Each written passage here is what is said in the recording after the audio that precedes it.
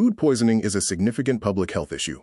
Many common bacteria, like Salmonella and E. coli, are responsible for these illnesses. The severity of symptoms is determined by two main factors: the type of contaminant and the amount of contaminated food consumed. The onset of food poisoning can be rapid, sometimes occurring within 30 minutes, or it can take several days to manifest, depending on the cause. The body typically responds with symptoms like nausea, vomiting, diarrhea, and cramping as it tries to expel the toxins or pathogens. Standard recovery time for food poisoning is typically 24 to 48 hours, though this can vary based on the individual and the severity of the illness. In more serious cases, the onset of symptoms can be accelerated, requiring immediate attention and potentially leading to more severe complications.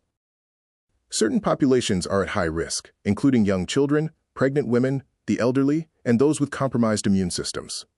Each person's internal flora is unique, like a fingerprint. This microbial composition influences individual susceptibility to foodborne pathogens.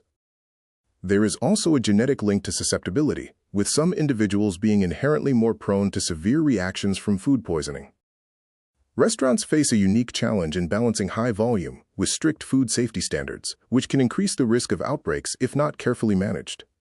In food preparation, high volume combined with extended preparation time significantly increases the risk for bacterial growth and food poisoning. It is estimated that 52% of foodborne illnesses are caused by unsafe food handling practices in commercial establishments. Understanding food safety principles is essential for reducing risks, whether at home or in a professional kitchen.